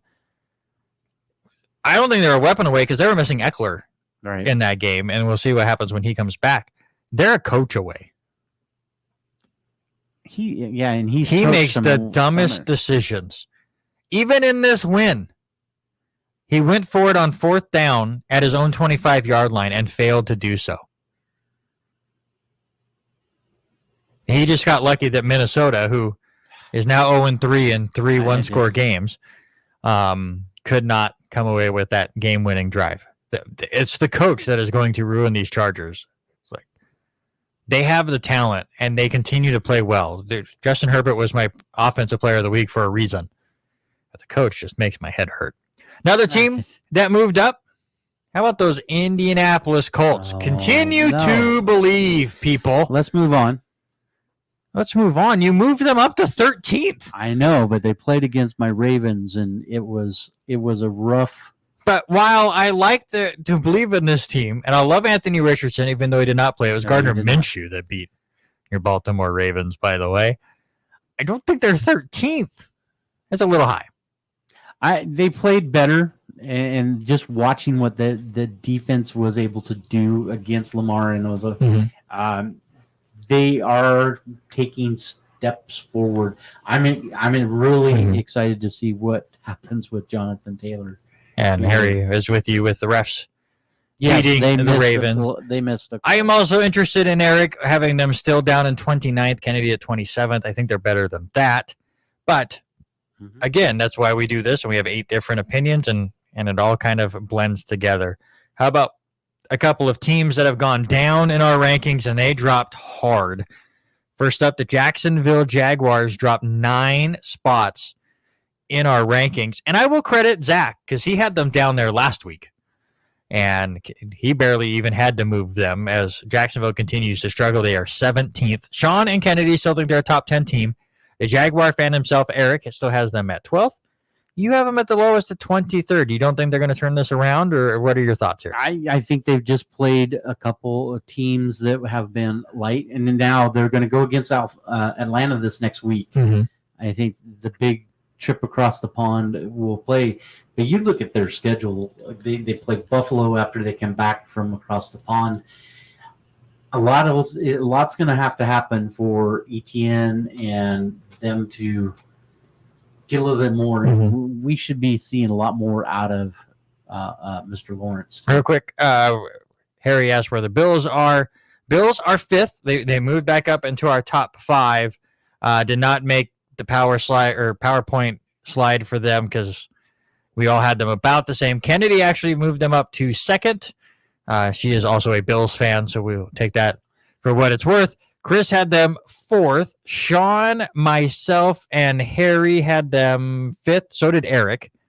4 of us had them exactly where they finished up at 5th, and then you and Zach had them 6th. So it was pretty evenly split, and I think they moved up 1 spot overall. That's where the Bills finished up. Now we'll look at our biggest spreads, and we already looked at Dallas. 20 spot spread. You and Zach had them 5th. Chris had them 25th. I still can't get over it. But we'll look at it going upwards. Indianapolis Colts were another one that had a big gap. You had them 13th, Eric 29th. How about I forgot to talk about this team. I was trying to move on. The New York Jets, they suck. They dropped 10 spots in our power rankings to 22nd. I have them at the bottom at 27. You guys will get on board soon enough. Anyways, team we watched yesterday, Cincinnati Bengals. Big gap. 16 spots. Kennedy still has them 6th. Eric and I basically agree we have them 7th. And then there's Sean, who has them all the way down in 22nd, while the rest of you basically kind of have them in the middle of the pack right now. I know they're just 1 and 2. And I know it was not a pretty win that we watched on Monday night, but I still believe in this team, and I really think that they are going to find their footing, and that's why I just have really had an issue moving them down. It was very interesting, actually, though. Cincinnati dropped in our rankings, even though they won yesterday. Yeah, and the thing about it is this team is going to keep growing. Jamar Chase had a great game, and the inconsistency with the defense, but they able to get some big plays from that defensive lineman, Hubbard, Trey Hendricks, and some big plays by both of those guys I think is going to spark this offense finally, with the defense finally kicking it into gear. I've also realized we need more time for the segment because it's a lot of fun. Moving very quickly, how about the Tampa Bay Buccaneers? It's an 18 spot difference between Eric, who has them all the way up at 8th, and Kennedy, who has them all the way down at 26th. And everyone else is in between. I'm down there with Kennedy. I just do not buy this team yet. I do not buy into Baker Mayfield. The defense has shown signs. Godwin and Edwards will continue to make plays, but it's Baker Mayfield, and I can't buy into it. And like I said earlier when we talked about it, I think it boils down to how those guys finally start coming together and melding, working well together. And it's just going to take some time, and I think that's what's going to happen with this team. Do I think they're going to crawl out of the spot that they're in? I think they're going to stay in this 19-20 spot. And then I hate to do it to him again because he's been so nice and he hangs out with us on this show and he was so nice to fill in. And I need to talk to Chris actually about filling in of writing more blurbs for other teams. But Chris, man, the Los Angeles Rams, he has 5th. I can't get it. I don't understand it. I just don't. I'm sorry. Like, they did not look good yesterday at all. I mean, neither did the Bengals. So maybe the defense looked good. I mean, if you want to give the Rams defense credit for holding down the Bengals, I can see that. We'll see what happens when Cooper Kupp gets back. But 5th is pretty high. I thought I was high at 14 until I saw Chris's ranks. And then Harry has them outside the top 20, as do you, as did Kennedy. So 19 spot difference between 5th and 24th. Again, why the power rankings are just so much fun now that we have more people doing it to do it. And by the way, I'm picking on Chris here a little bit just because he was an outlier on some. It's true. It is true, and they can get overcorrected, and that is totally understandable. I've had people, Chris, over these 3 weeks send me their power rankings that has a team on there twice. A couple of us have done it. It's totally fine. If I didn't have the spreadsheet, I would have done it too. And it all happens, and it's fine. But that's what I like about these power rankings is it's, what is it Stephen A. Smith says when I watch his clips of his top 5? It's fluid. It changes every week, and it's fun. And while we could have different opinions, that's the whole point. That's why we did this show. You and I don't agree on everything, and it's fun to debate and make and mock each other a little bit playfully. And in the end, we're all going to have our different opinions, and that's just where it all stands. Huh? What? What? Huh?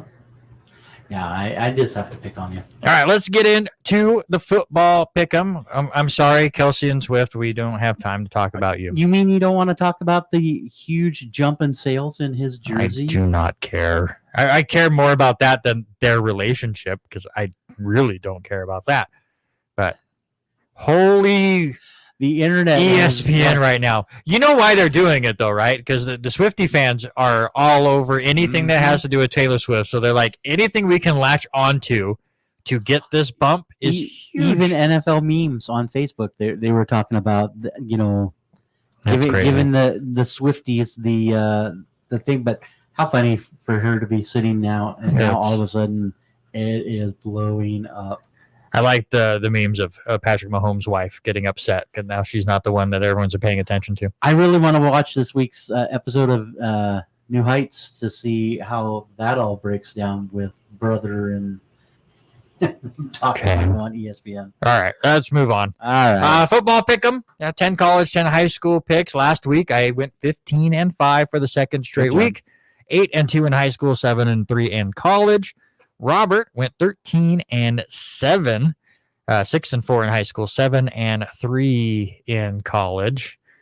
Yes, Haley, all of them were playing. No, there's so many puns. There's just so many puns. It's a mess. Overall, right now, I have a 5-game lead over Hagen. All of it coming from high school, where I'm 25-10. You were 20-15. We're both 24-11 in college. So play along with us. Pick along, especially for the college games. We try to mix around some stuff. I always try to find really close spreads, so it's not like we're just picking the cakewalk games. We don't pick against the spread. We just have a little fun with it.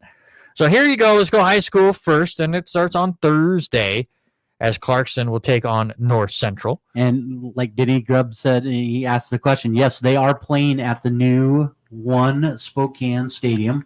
They will have the first football game against North Central. I'm taking Clarkston up there against North Central. North Central is not a good team. North Central mostly known for their game with Pullman. They got cut short due to possible racial slurs that went on, and what a mess that turned into be. Moscow 1-4 on the year at Lewiston, who lost to Sandpoint last week. They're now 2-3. The Bears just have not gotten things going this year. Give me the Bengals. I'm not picking Moscow anymore this year. After that might be our 4 games different. That or 5 games different. Yeah, there's 3 of them there with that one. I'm taking Lewiston. Chihuahua will take on Asotin over at Panthers Field. I get, what is that place called over there? Yeah, I think Panther Field. Sure. This one was really, really tough for me to pick. Both teams have been kind of hot or cold this year. Chihuahua took care of Asotin last year, but I really do think the Panthers are better this season. I'm going to Asotin only because it's at home. It's a home game, but I look for at least a couple more L's to L's connections. I'm taking Asotin. Pullman is 2-2 on the year, taking on Okanagan. Is I believe how you say that. Yes. They are 4-0. Give me Okanagan. Yeah, I don't think Pullman's that strong. Give me that. No. I love this name. Pomeroy is 3-1. They're taking on Tucci. They are 2-2. Pomeroy has had a pretty good year. They took care of St. John Endicott lacrosse. Thank God they cut off the rest of their name. In good fashion last week. Give me Pomeroy. Yeah, I think they handle every bit of Tucci. And in a game that makes me sad that I no longer work at the Tribune and get to have these fun conversations with Trevin and Steph, Logos, who's Trevin's team, Trevin loves Logos. They're 5-0 on the year. They are at Potlatch, who is 4-0 on the year. And the latest media poll just came out. Logos is in third. Potlatch is in sixth in the entire state for their division. This game is going to be wild. I think it's going to be extremely high scoring. I would put the over-under at 110 points. That's kind of brave. I mean, I can see it's White Pine League, and it's Yeah. the best two teams in the White Pine League, and they love to put up points. And you go look at what they have done this year against other teams. Their offenses are going up and down the field. It's going to be fantastic. But I picked against Logos once, and it bit me by like 50 points. I'm not doing it again. Give me Logos. Yeah, I'm. If I remember right, Trevin told me this was a game he was going to go I'm and sure. cover. 100%. Give me Logos over Potlatch. Out of all the games here, that is the game I want to watch. Oh yeah. Another good one though. Prairie is 3-1 on the year. Kamei is 3-1 on the year. They're basically fighting out for possibly third place in the White Pine League because Potlatch and Logos are just that good. That's another one. I was looking at all the different results and trying to figure out where I wanted to go, and it just kind of ends up being the home team. So give me Kamei. Yeah, the home team with this one, Prairie, is strong, but I think Kamei just because they're at home. Kendrick is 3-0 on the year, back-to-back state championships, taking on Butte County, who's 5-0. This will be taking place down in southern Idaho at Middleton High School. I will not pick against Kendrick till they lose. Give me the Tigers. Yeah, Hobart's got this team on auto drive right now, and I think they come away with a big win. Sandpoint got the big win against Lewiston. Lake City got a big win last week as well, but they have not played up to their standards. Normally, both teams 2 and 3. Give me the 5A school. Give me Lake City. I'm taking Sandpoint. I needed a game different. I need to try to make up some space. So give me Sandpoint over Lake City. And then finally, we always have to put one in here. Hopefully we will run out of these games. But somebody has to get their first win. Clearwater Valley, who I've picked multiple times and has never worked for me, against Genesee. Both teams are 0-4. I'm going to go with the Rams again. Give me CV. They got to get a win. They're too good of a team to be winless. I coin flipped. No lie. Did you? I coin flipped and it landed on Clearwater Valley. So give me Clearwater Valley over Genesee. All right, let's get into college. And again, if you haven't been playing along, play along here. It's a little bit more fun for those outside of the area. Got some fun college games for you. I didn't get as much notes as I was hoping for here, but we'll have some fun either way because we're running out of time. Temple at Tulsa, Thursday night football. Tulsa 3.5-point favorite. Give me the Golden Hurricanes. I believe that's their nickname. I believe so. Golden Hurricanes. That's who I got. Tulsa. You're going to take Tulsa. I'm going to take Tulsa as well. Number 10, Utah is at number 19, Oregon State on Friday night. That's a 3.5-point favorite for Oregon State. Utah has a really, really good defense. They took care of Florida the first game of the year. Oregon State just lost to WSU. And I know the Pac-12 is having the best year they've ever had. As far as rankings go, I think they still have 6 in the top 25. But the Pac-12 is still the Pac-12. And what does the Pac-12 do? They beat each other up. Utah's undefeated. Not after Friday. Give me Oregon State. I'm going the other direction. I'm going to take Utah just because they are undefeated and they're playing right now 3.5 favorite. I think it's the over on this one. Over-under is 44. Harry, of course, the Florida fan, will pick the team that beat Florida, and he'll take Utah. The other Friday game that was interesting, Louisville on the road's a 3-point favorite at North Carolina State. I know Lamar Jackson's not there anymore, and he hasn't been for a while, but give me Louisville. I think they're an unbelievable team, and they're going to play this one extremely hard. Give me Louisville. You jumped over Cincinnati BYU. Oh, I did jump over that game. I apologize to them. The one what's different, so we have to. We do. Cincinnati at BYU is the other Friday night game. BYU's a 1.5 point favorite. Give me Cincinnati because they've lost back-to-back games from when I was looking at. I don't expect them to lose 3 straight. I've been on Cincinnati since we started the show 3 years ago, 3.5 years ago, and I'm a huge Desmond Ridder fan and all that, but I'm going to take BYU at home. Yeah, so already 2 different in college after only 1 different in high school. Now we move to Saturday. And I already know Harry's pick here, so I'll move on from him, even though I'll still click it when he types it. Number 22, Florida, on the road at Kentucky. Who do you got? I am going to take Florida. They've played quite well, even though Kentucky is the favorite. I am going to take Kentucky. Bob Stoops' younger brother, Mark Stoops, is over there doing a pretty decent job with the Wildcats. Kentucky with the upset win, even though I guess they're the favorite, but just ranking-wise, upset. Right. Number 13, LSU is a 2.5 point favorite at number 20, Ole Miss, who got beat up by Alabama. It was one of the games I got wrong, but I am going to stick with them anyways. Give me Ole Miss. I told you I couldn't bet against them because they're my wife's team. Give me LSU. Number 11, Notre Dame. Ooh, Harry did pick Kentucky. Wow. Interesting. Number 11, Notre Dame, off their loss against Ohio State, where they only had 10 men on the field on the final play. 5.5 point favorites against number 17, Duke. I know Duke is good enough where they're ranked now, but I still remember the years where that team was garbage on football. Give me Notre Dame. I see Duke falling out of the top 25, so give me Notre Dame. And then an interesting one I picked because the line was close and apparently got closer. But Illinois at Purdue, the line is even here. I was looking at both of the stats earlier today. Purdue does not look like they have much of an offense, so give me Illinois. I think Illinois is just too strong in this group, so give me Illinois. Ooh, Harry goes with Duke in the Notre Dame-Duke game. I like it. And then you have to do it because what a game that I refuse to watch. You got to love the field. No. Yes. Maybe that'll be the thing next week of worst fields in the history of fields. Idaho goes to the red field of vomit. Eastern Washington, who finally got into the top 25 in the FCS. Idaho is 4th now. I forget where they moved up to, but Idaho has been fantastic this year. Give me the Vandals. No, not the Smurf Turf. The Smurf Turf is Boise State. Eastern Washington has a bright red field, and then they play their games on like SWX that is still in 720p and just looks horrendous. It is Ruse Field up there in Cheney, Washington. I think Idaho is way too strong. Give me Idaho. Wish it was being played in the tipped over beer can. And finally, oh yeah, there you go, Eastern Washington. I hated playing on the. See, even Chris hates that field. Final game, Boise State is at Memphis, so it is not on the Smurf Turf. It's on a green turf. Memphis is on a 3.5 point favorite. Boise State's had a bad year. Give me Memphis. I think, again, you're exactly right. Boise not playing up to expectation. Give me Memphis.